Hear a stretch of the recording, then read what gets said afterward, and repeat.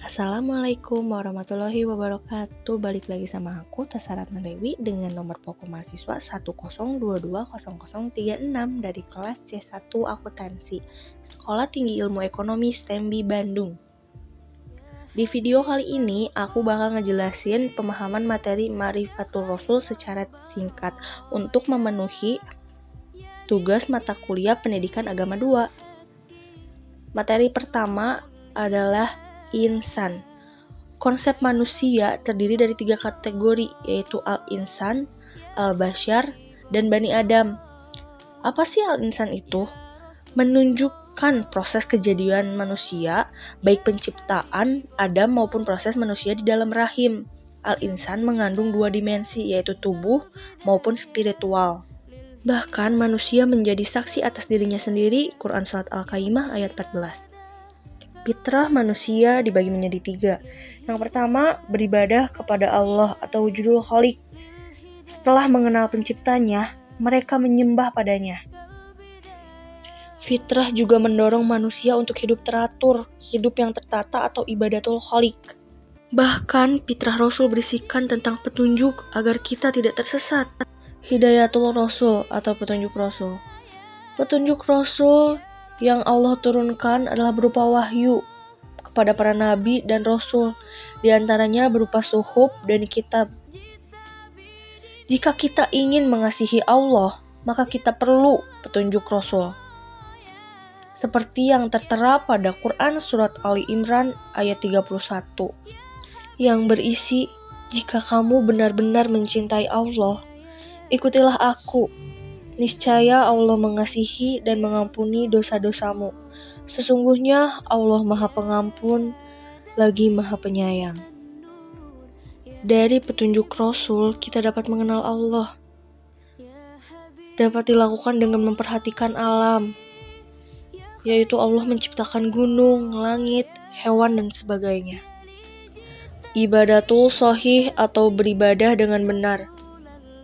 Ibadatul shahih adalah menyembah Allah dengan paduan mengikuti Rasul atau menjadikan Rasul sebagai tauladan yang baik untuk kita contoh agar kita bisa berjalan di jalan kebenaran dan jalan yang Allah ridhoi.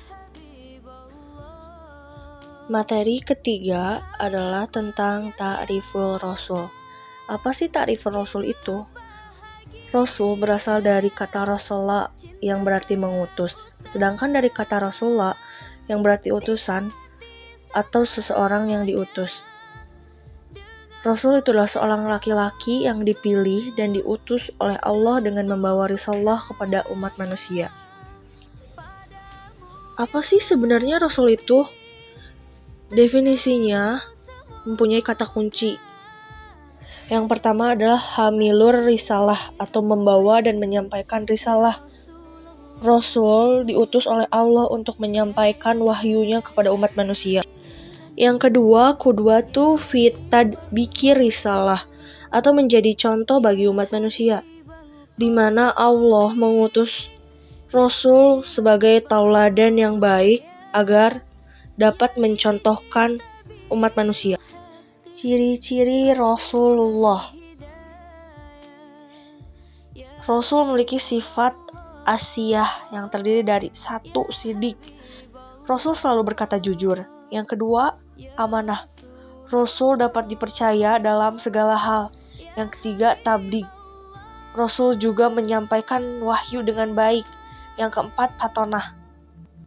Rasul juga cerdas dalam segala hal. Selain asyah, Rasul juga memiliki sifat lain, yaitu al-mukjizat atau mempunyai mukjizat, al-bisyarat atau adanya berita gembira atas kedatangan Rasul, an-nubuwat berita kenabian, as-samarat hasil dakwah. Materi 5. Kedudukan Rasulullah SAW. Yang pertama adalah Rasul sebagai manusia, di mana melakukan aktivitas seperti manusia pada umumnya, yaitu seperti kita.